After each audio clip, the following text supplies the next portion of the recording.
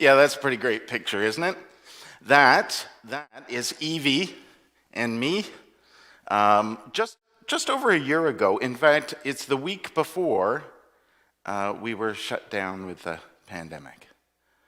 And it's not actually the learning together. That's during the message. Evie decided to go for a little bit of a wander and came up to the front.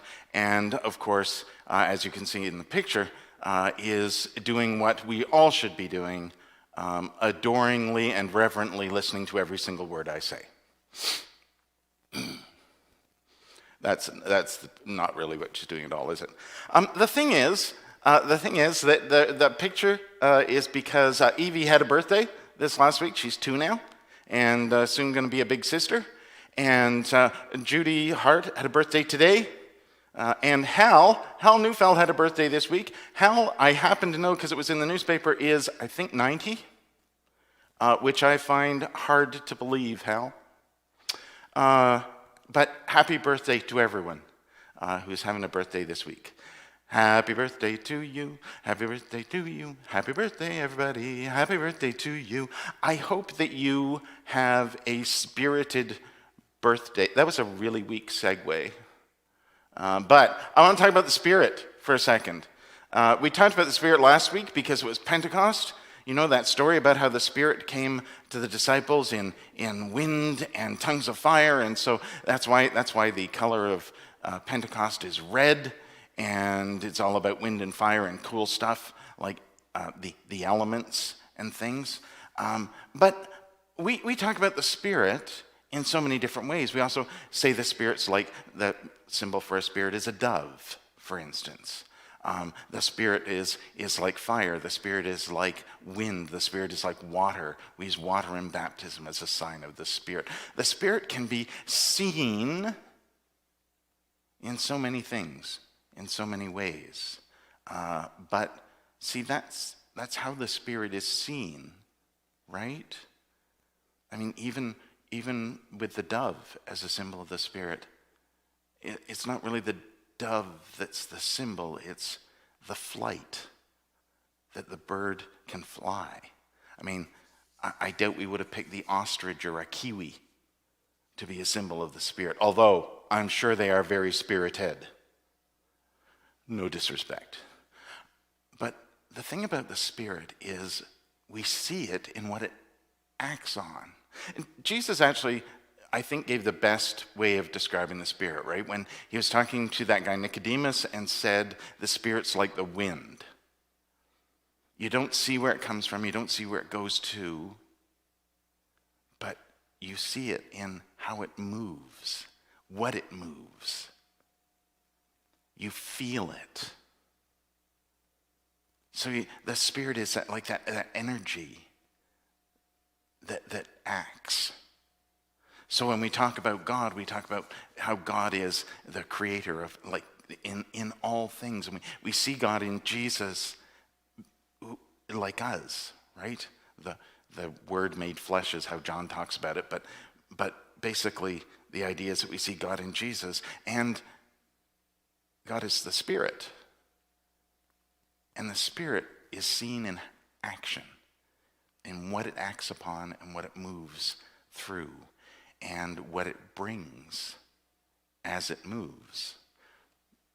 That last one is pretty important.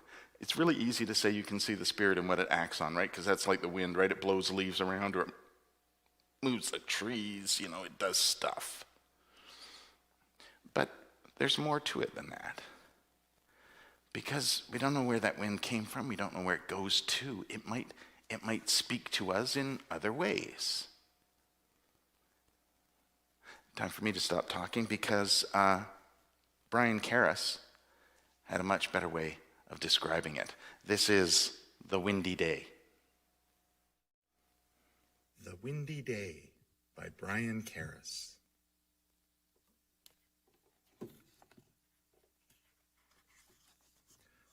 One day, a little breeze peeled off the trade winds and went its own way. It blew over smooth hills. It skipped over choppy seas. Whistling a song through the treetops, it gathered up speed and headed for a tidy town.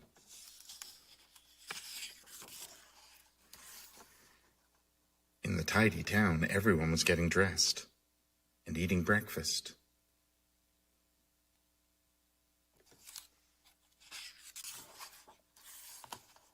And going about their business, just like every day.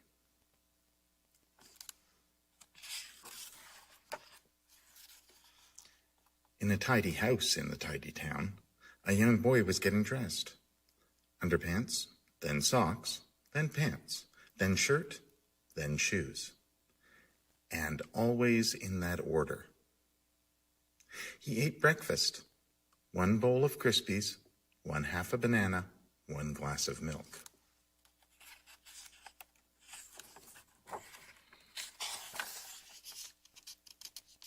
And went to school.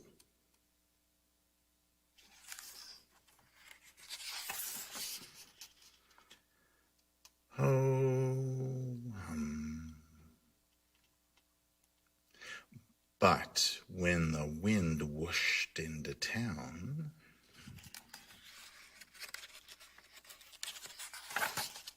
it swept up leftover pancakes, eggs, and oatmeal, alarm clocks, dominoes, bananas, photographs, newspapers, and notepads.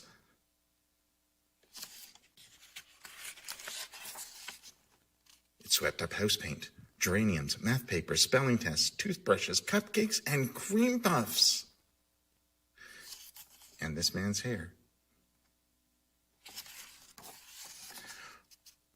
Only the boy turned and faced the wind, and he breathed in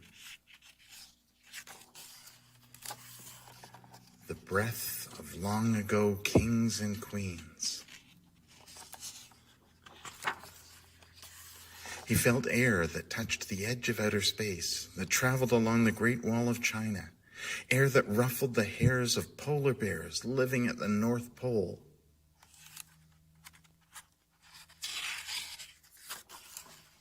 He breathed in air that blew the dust off pyramids, brushed the hands of Big Ben, and filled Viking sails.